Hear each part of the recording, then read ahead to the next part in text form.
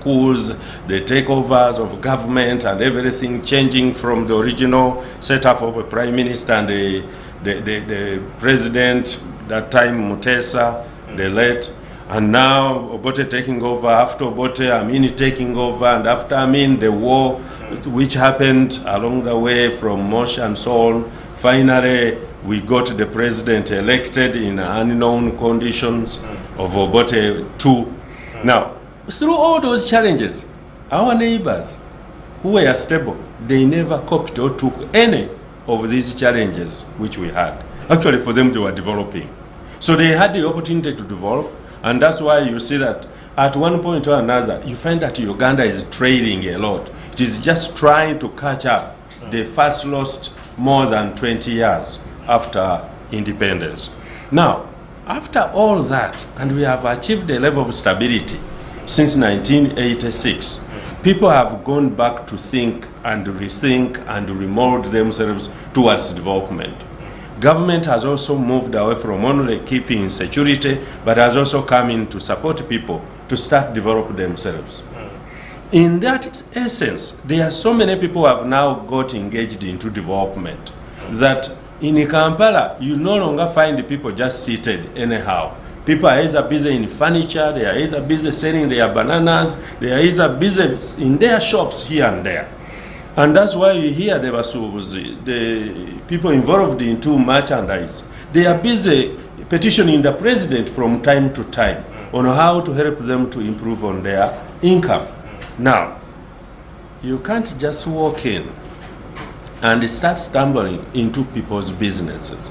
The best we can do is to allow you to use your constitutional mandate, but also as a government to protect the people who are not involved into your marching to anywhere you want to march to.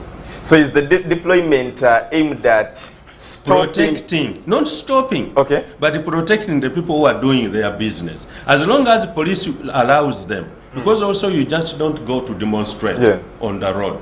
You must go through a procedure. And when that procedure is fulfilled and you are allowed, then the rest of the public must continue to be protected from any eventualities. We have seen some people who say we are just marching peacefully, but they don't know the people they are moving with. The leaders might be meaning good, but the people they are moving with have also some things which they are interested in. Okay. Some people have been involved in vandalizing people's property, taking away some of the people's merchandise. They find the bananas, they pick the bananas and eat from a woman carrying them on the head. Now, that kind of action should be properly prepared for. So when you see deployment, first of all, we have the mandate to protect the people, okay, to give security to everyone, not only human beings, but also their property. Secondary, we did not recruit these people or train them, the police and the rest of the security, just to stay in the barracks. No, whenever there is anything which requires them, they must come out and protect the people.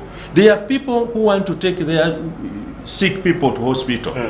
There are people who want to carry their merchandise very far, not only in Kampala, but they need to pass through Kampala. And they are needed at the next end of the country or even in the neighboring countries. So all these must be given an opportunity to operate despite your peaceful demonstration. But we are also mindful that if it turns to be negative from what you are talking about, we can handle it, number one. But also it will not disturb the other people who are busy doing some work. That's why Mzee is always saying, for us who are ready to go and develop this country, for us who are hardworking, for us who are sleepless, he's talking about not only himself, but also you here at this television. I was about to fail to come in here. Imagine if there was a demonstration going on. I wouldn't be on this program. But the demonstrators say this is a peaceful march to Parliament, and their destination is the Parliament. That's why the president was very wise in his speech. He said, do what Nakalema did last time. He chose a day which is a bit much easier to operate in, a Sunday, where there are fewer people, and at the end of that day, you could march almost an empty street. But the Parliament is closed on Sunday. Of course, if in that case, then you have to choose a few people to take in your document to Parliament, and then you choose to march on Sunday. This is very logical. You don't need to will all those people reach the office? Because corruption. Does the speaker have enough office to accommodate all those people? The others will stay out because yes, corruption affects everyone. Case, the others who would stay out can go and demonstrate on Sunday peacefully when they are allowed. But for the time being, they can choose 5 people to go and take in their document. And that is very peaceful. And indeed, that's what they are interested in. Unless if they have another issue which they are not mentioning. Because if you want to demonstrate, first of all, you are demonstrating for who? I think for the people. Yes, Ugandan. Now, you can't be disturbing the same people from operating, taking their sick people to hospitals, trying to beat time for an interview. Because there are people in the streets there whom you don't know what they are going through. Some people are rushing to a television program, others are rushing for an interview, others are going to complete their payment so that these money lenders do not take their property, and for you are delaying them, and as soon as you delay them, the property is already taken. So is now, because someone would really think that it is now the police that causes these delays. Otherwise, probably me, I thought if they are rechanneled, maybe they are given routes that are not so much used, and they use those routes that lead them to Parliament, the way they do to these other politicians. But Parliament alone, which route is not busy? Parliamentary road, which route now? To go to Parliament, Parliament is surrounded with so many operations. There is Uganda Broadcasting Corporation, there is Serena Hotel, there is Crescent Towers, all these are operating areas. There is Kampala City Authority, KCCA, it's a very big entity. All these places are all busy. Roads leading to Parliament there are also so times busy where that you cannot easily choose which one to use and listen. Engineer, there are times where the president is having an event in Kololo and most of the roads are cut off and people cannot access them. Isn't this the same thing you're talking about? Of course, at the end of the day, how much time does the president take on the road? The president's motorcade takes like 10 minutes, and then you go and they open that. No, besides the convoy, yes. When there is an event in Kola and he's supposed to be there, some roads like Wampewa Avenue are cut off completely, and they cannot be accessed. When do we understand the word fountain of honor? He's the fountain of honor. We chose him. Ugandans chose him. And he's here not for a joke. Unfortunately, we have a president who is not a beneficiary of other people's effort, but his own blood and time and effort is engulfed and filled within this honor, because he doubles as a liberator at the same time as a leader who has stabilized the country. I don't mind the challenges he's going through like any other person. Even you in your home, you slap your daughter because of some mistakes, and then later on you say, but next time don't do it, I will not slap you again. Which means sometimes there are challenges he's going through as a leader. He needs to stabilize. I'm seeing our neighbors here. The other day I was listening to one of his statements, and I'm not here to talk about them, but just to use it as a small example. He said, you told me to do this, I did it. You told me to do this, I did it. You told me to do this, I did it. Enough is enough. Now we will handle you. Which means sometimes he has to, as the president of Uganda, he has to accept that people should have all what they need. But sometimes people need more than actually what can help this country to move on. Instead, it can be destructive. So personally, as one of the leaders who has known what is going on within the people we lead, our people should know that whereas they have their views, it is also good to respect other people's views. In this case, they have the urge to go and demonstrate, which is okay. All of us, actually what they are demonstrating about is something which I've been fighting for all the years. Anything to do with corruption, to me it's a killer. The biggest killer, and still the biggest killer, and will be even the biggest killer tomorrow, is corruption. Because corruption eats away money, we should be putting up our roads, we should be putting up our bridges, we should be putting up areas of employment of our people. So we cannot wake up tomorrow and say they are doing something wrong. Actually what they are doing is correct. They can pull me, even me, I can join them, as long as they choose good means of doing it. Thank you so much, Engineer. Faisal, yes. We are looking at this protest, and in the perspective of UPC. Yes. Do you think this is the right channel to express the dissatisfaction over corruption in Uganda? And is this the right time for people to march on streets going to Parliament to express themselves? Thank you so much.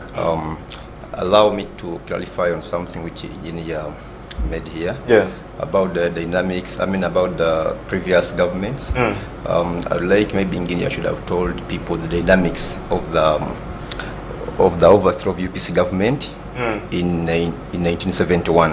Yeah. There was someone behind, someone was at work, who didn't maybe want the growth and the growing rate, the growth of Uganda. He has talked about 1980 elections. That election has never been challenged to date. The government was constitutionally established, put in place. There were elections and it has never been challenged. Today there is no report challenging or petition challenging that election. Okay. Even there were, we formed leader of opposition. So the UPC2 government was again overthrown. Still, there were there were different dynamics. There was someone at play. So the coming in of the NRA government in 1986, and as Engineer clarified that the president went to the bush because of there were some irregularities in the elections of 1980. So if what took you to bush was vote rigging, and over 30 years down the road, you've been in power, we are still facing the same vote rigging, then what does that speak to you? Recently, when last year in July, we were in Oyam, there was a press called Wangolobo. Everything was, it was too tight. Everything was vote rigging. And the party president, Harold Makena, made sure that the vote of the people of Oyam is protected. There was a by-election in Bukedeya. Did you read that letter where the president of the Republic of Uganda, Jendo Yoweri Museveni, wrote he released the letter challenging the activities which happened in that election of Bukedeya. So, the chairperson. Yes, with the chairperson. He himself believed that he got a report that we were vote rigging. So to me, over 30 years down the road, when we are still talking about the same, we have failed to solve the issue of vote rigging. So there is a lot that needs to be done. I thought that maybe I need to make a clarification on that. And on people demonstrating over corruption, it's their constitutional mandate. They have a right. Even the channel, you're talking about the channel. The channel, they are marching to, it's a march. Even the president, I think some years back, he marched to Kololo ground. He had the one he was referring to the other day. He marched to Kololo in the fight against corruption. As UPC, we are a law-abiding political party. We believe in rule of law. We don't believe in breaking the law. So anything which is within the framework of the law, we support it. And if what they are doing is in their constitutional mandate, we support it. However, the fight against corruption, I think there is no goodwill to totally fight this fight against corruption. If you remember vividly what the president said in his State of the Nation address last month in June, that if I touch or I arrest all these people, the corrupt officials whom will I work with. And when my party president, the party president of UPC, was he was hosted on a certain media talk show, he said that he had a statement from the president which hit him to the bone. So corruption is a cancer. If you're saying that if you fight all these corrupt officials, whom are you going to work with? What does it mean? It means that maybe almost around is corrupt. But that's what I'm saying, but we are trying to understand what it means. So the issue of corruption, it's a cancer, as my president put it. So we don't need to, we need to hold it or to handle it vigorously and with goodwill. We have the IGG, a government body. We have the anti-corruption unit.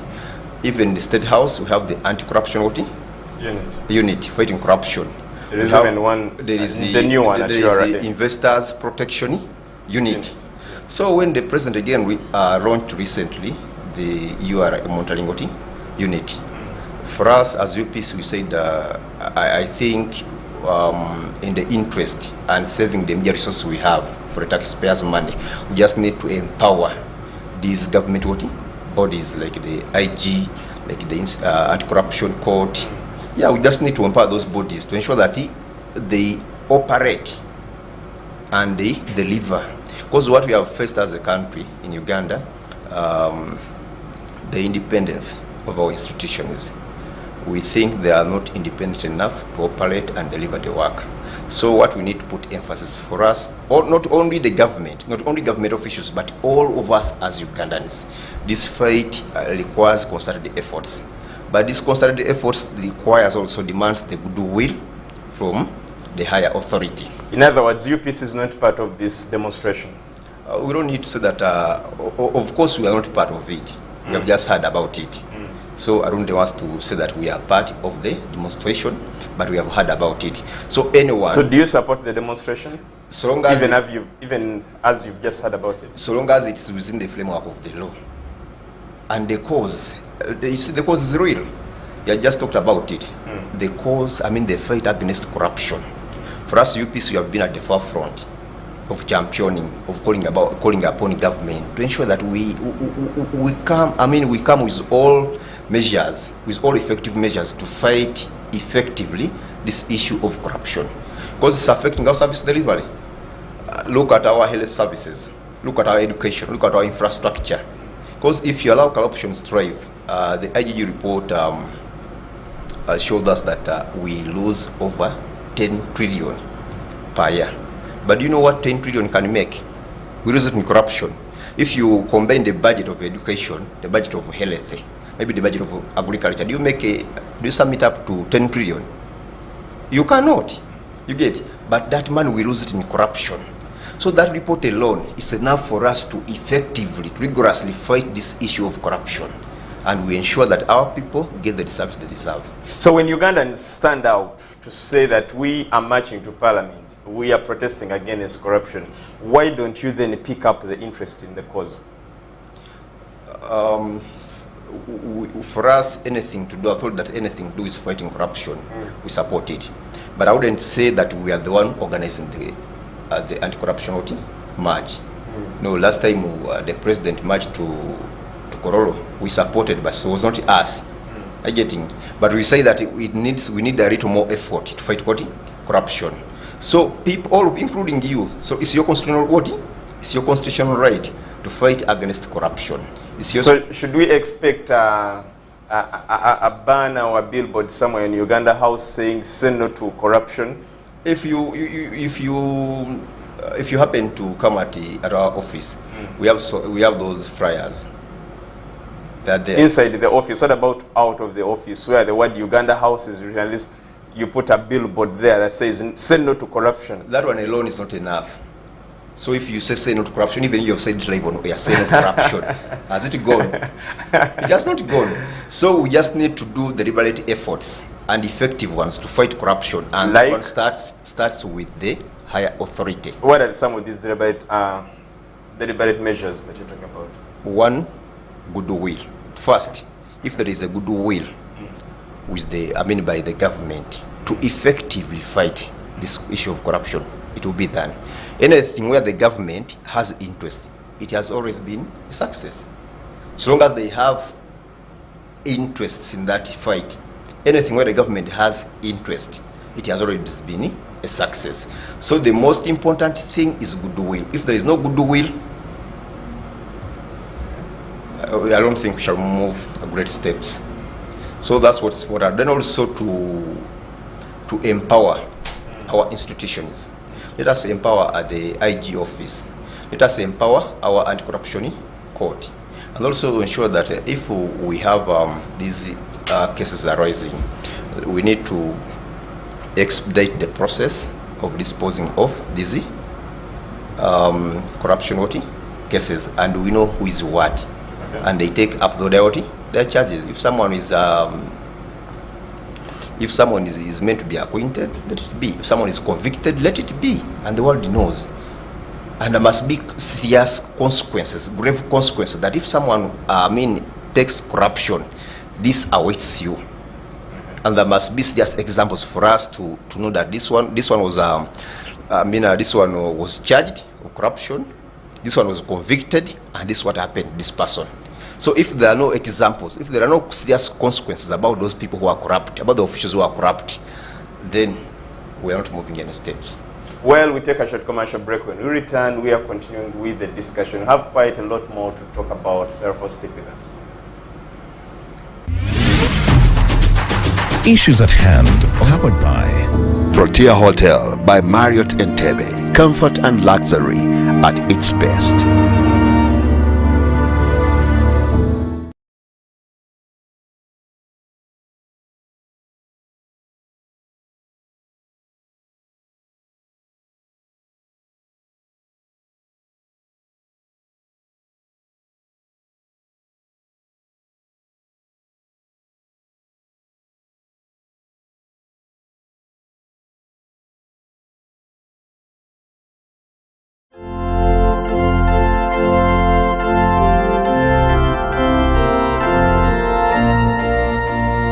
I am the Most Reverend Dr. Stephen Samuel Kazimba Mugalu, the 9th Archbishop of the Church of Uganda.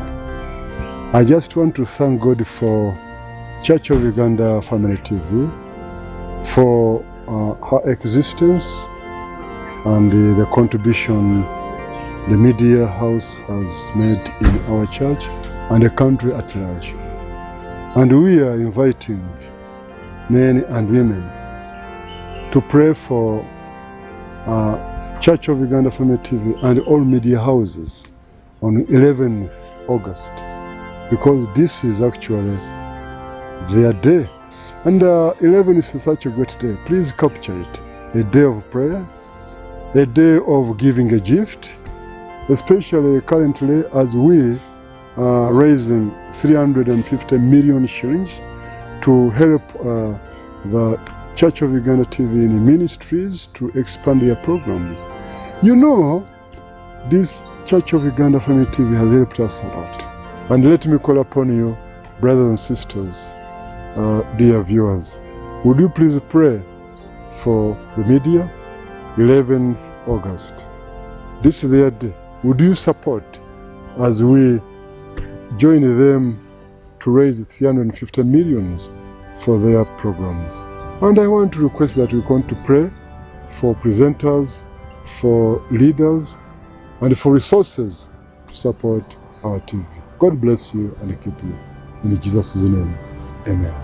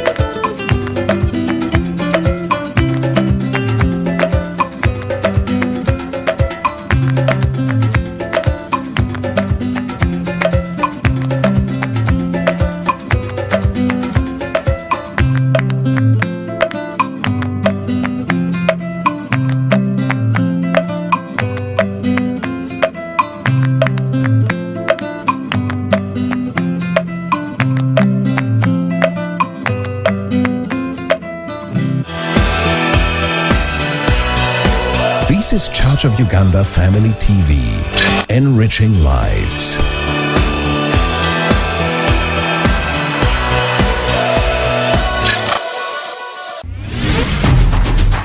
Issues at hand, powered by Protea Hotel by Marriott Entebbe. Comfort and luxury at its best. Welcome back from that break. This is Issues at Hand, and we are looking at the current state of affairs in our country, Uganda. Before the break, we had a very interesting conversation about corruption. Before we leave corruption, Engineer, all these struggles we are seeing, Ugandans protesting, I mean, we've had very many outcries over corruption. Should we say that at one point, we shall have a Uganda free from corruption? Well, that is as good as saying that the Bible will stop acting. Because corruption, when I look at, as one person who has read some areas in the Bible, one of the challenges of that time is corruption. Corruption. So when you look into our family setup, there is that concealed corruption. The child has gone to the well, brought water, then the mother gives that child some cassava. Thank you for bringing the water. It's a token of appreciation. Token of appreciation, but motivating them. But when it is not given, then people start demanding it. And that's where corruption comes from. That from the beginning, people were thinking that, okay, when you do something good, people appreciate. But there came a time when people think that you are doing your work. Why should we give you something as a token of appreciation? So these people have turned that now into corruption. They are saying, okay, since you people have refused to give us a token of appreciation, then we demand it for a front. If you don't give me this, then we can't do this. That's the type of corruption which started here. Okay. Before money became good enough in these big offices. So there is that challenge. In the rest of the world, some places where you travel, you find that there is this issue called the commission. Commission is a known. Even if they ask you, how much commission are you going to give? As an engineer, I do bidding. In bidding, there is that area where they ask, how much commission are you going to give? So it becomes official and known that for this project, for this program, and I hear that that is still going on even up to now. That when they give you work, I mean, when you do something with them, or when you get some money from any of these programs, you should be able to give back commission. Now, when I went to New Jersey, one time the president sent me there in US, and I was seated on a table. And then this young man came, he gave me a receipt. Before she wrote, a lady, before she wrote it, she asked, how much tip are you going to give? In the US? Yes, the person who has served you. It's like it's official. Someone comes and serves you, here you tip them as and when you wish. But there the lady asked me, how much tip are you going to give? Wow. So I had to say, $1. I said, is one enough? You see? So some cases are not easy to remove, but you must move ahead to control the dangerous ones. Now, the most dangerous corruptive people are these ones who are given money to work on a project, and they take their 50% from these very people who are going to do the work. We in the construction industry, we suffer a lot. Fortunately, I'm one of the most difficult people to give corruption. To receive and also to give out. Do you easily get the bids? I don't care. Okay. I don't care, and they know me. Okay. Me, if I work with you, you have worked together, we have finished the project has been done well, I send you a Christmas card. Someone would ask, does that bring food on the table? if I feel the Christmas card as a paper is not enough, I can send a chicken, because even me, I can receive a chicken from someone I worked for, somewhere, somehow, but not to demand, and not also to give you that I need the contract. That's where the problem is. People should appreciate those who have helped them, but they should not pay to get something, even what they are not worthwhile. Okay. Now, however, the government is doing all these issues of bringing on board many groups of people, many bodies, following up on the IGG's office, the anti-corruption units here and there. The aim is actually to use the Ngoni style of fighting. You carve and you carve until you are almost covering the whole space. So that these corrupt people, you don't need only to wait for the Inspector General of Government to be in charge. But you must put one in State House, one here. Now URA, you find a problem, you put one there. The aim, we are dealing with a fighter. The leader of this country knows very well how to curb the enemy.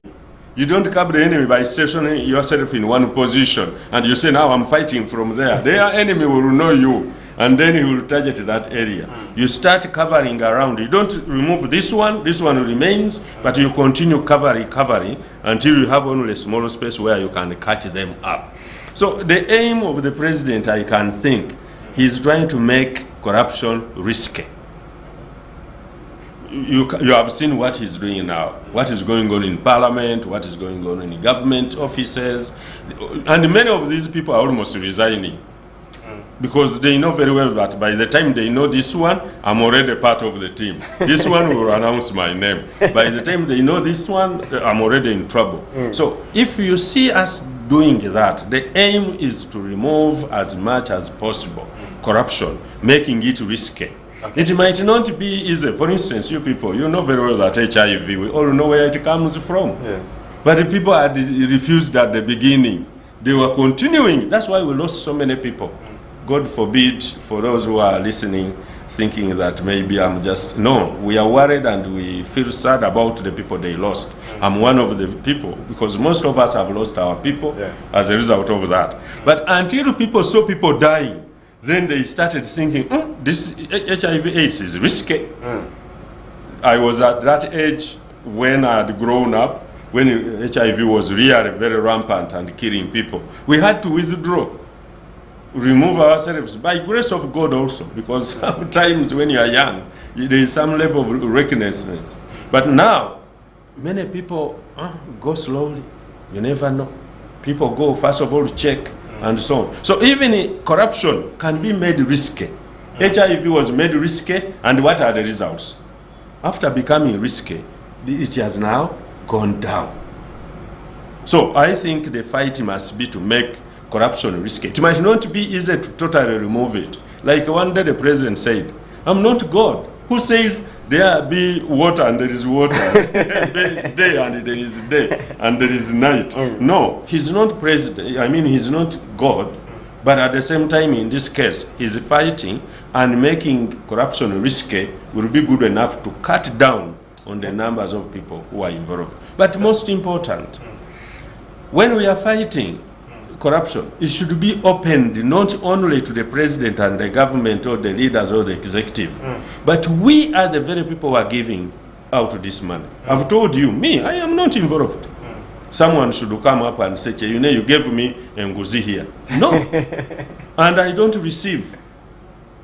I don't accept. To corrupt me, how can you corrupt me? How much worth am I? It comes as a handshake. Token of appreciation. If it is a token of appreciation, you must explain.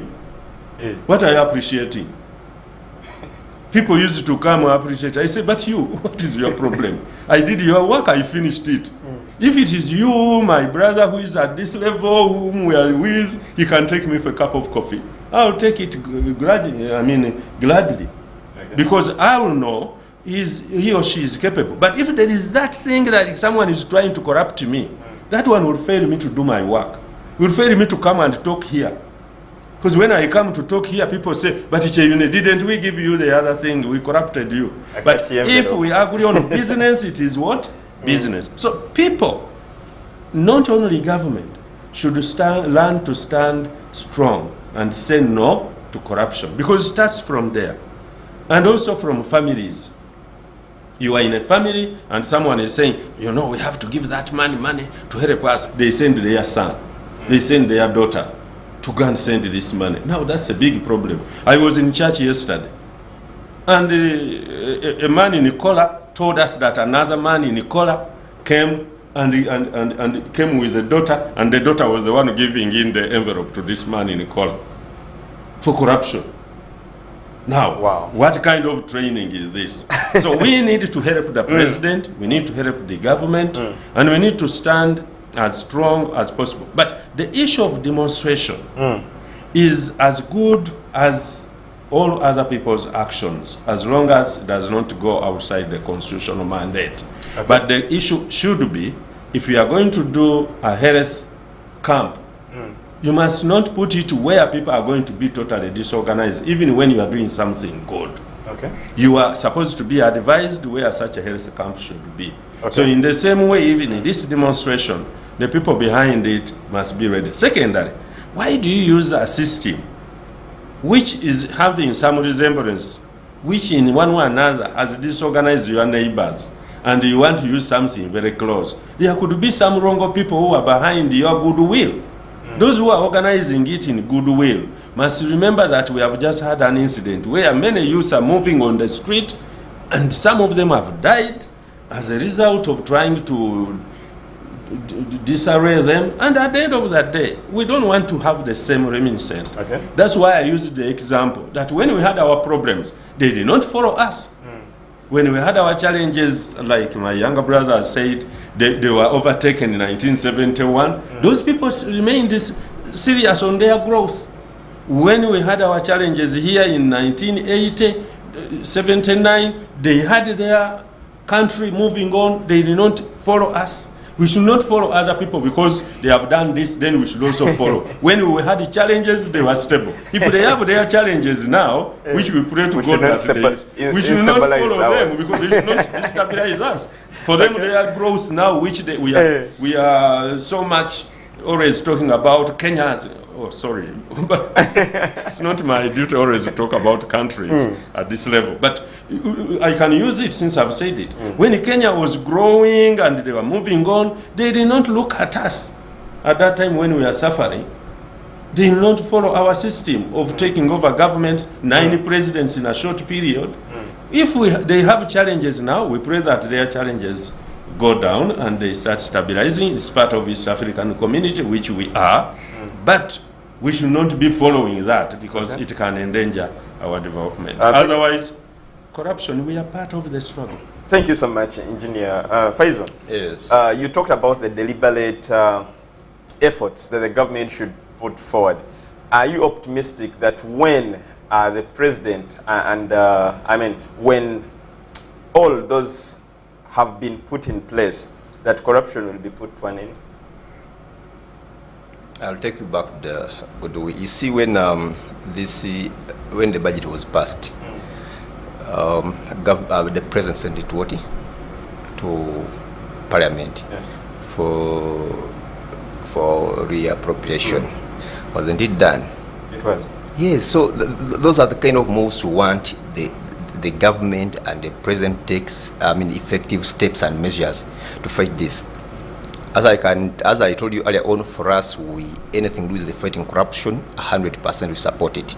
And our mode of operation always has been, under with the leadership of the President Regeneration, it has been dialogue, constructive engagements, and where there is credit, where credit is due, we have always given it. So, but where things are not moving right, we have always urged the government to do the needful. There's some time when government borrowed, I think it was, if I'm not mistaken, 100 billion to rehabilitate the 24 hospitals which UPC built. Update they are serving under different circumstances. But less than 15 were rehabilitated. But the money was appropriated and allocated to rehabilitate these 24 hospitals which UPC built. And up to date they are offering service under different circumstances. But that was not done. What is that? Isn't that corruption? What do you call that? So there is a lot. And for me, the IGG has a provision of whistleblowers. Yes. So has anyone whistleblowed that? Oh, that's in the public. Because money was appropriated. If these hospitals, they are public facilities, they are there to see. And I've told that less than 15 were rehabilitated. And what do you call that? And a lot, there is a lot. So I don't want us to go for what our brothers here, they call them small fish sometimes. I don't want them to go for smaller fish. We want them to first touch this big fish and lead, or as an example to the rest. Because if you don't show people, if you don't show the master this is an example and we do this, they won't take you serious. And as of now, for us, we are not seeing effective measures and the deliberate goodwill to do, for this fight of corruption.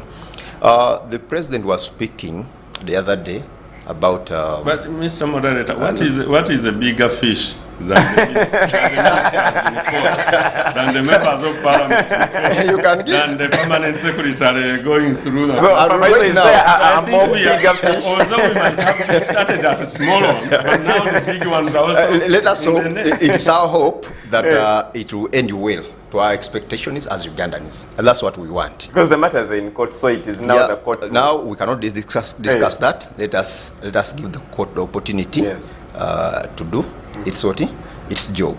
I was saying that the government, the president was speaking the other day on Saturday about these initiatives, but when you look at the census report, the census report of this year, 2024, it shows you that over 50.5%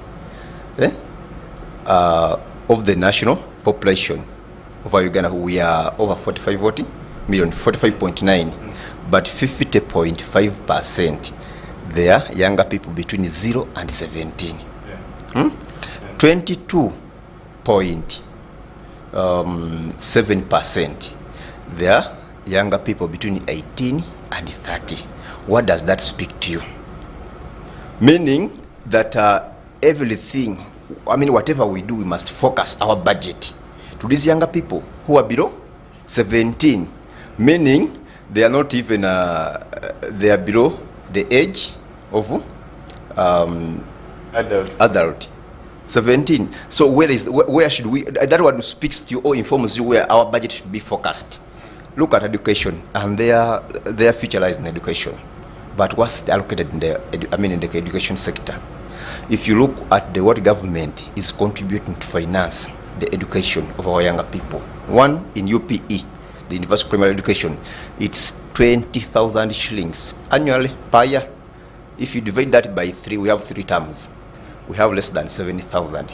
The government is contributing to every child in primary education. But does that money enough to produce the quality product we want? Pays the teachers. I want just to come into that. The challenge we have in this country is that we use statistics sometimes wrongly. That is money directly going on to the child's welfare, but we are not looking at the construction going on. We are not looking at the teachers. The teachers who are paid on monthly. So all that is part of the education. Of course, the money is not enough. Like we all agree, even in many other areas. People in agriculture are complaining. People in the road sector, they are complaining. But when you look at education specifically, not to say that the money is enough, but we should also add on the costs of the teachers who are paid by the government, costs of the construction going on in the schools. You have seen many schools which are now refurbished. All those are part of the costs in education. In addition to what I was saying, you see, engineer, if my president last time was telling us that if the government is speaking about the monetary economy, the people outside the monetary economy, they don't tell you how severe it is. So if we have a country where a parent cannot afford to pay to finance that 7,000 shillings or the 20,000 per year, then we are doing bad off as a country. Engineer was talking about our teachers, but are they really doing well? Talk about the state of our schools, the inputs. We are doing there's a report of government I was reading. If you look at the instructional materials, look at the textbook to pupil ratio. You find a school, 5 pupils are using one textbook. Look at the the teacher to pupil ratio. You're finding one teacher is attending to over 100 that one for us, we think that's not it's not a good environment for a learning environment for us to have good products. Then the other issue is engineers talked about the salaries of teachers and health. Haven't you seen strikes on industrial unrest? Teachers, haven't you seen industrial unrest in health? Others are being arrested. Government going against its own policy. Government said we are going to pay you these medical internees. We are going to pay this amount of money.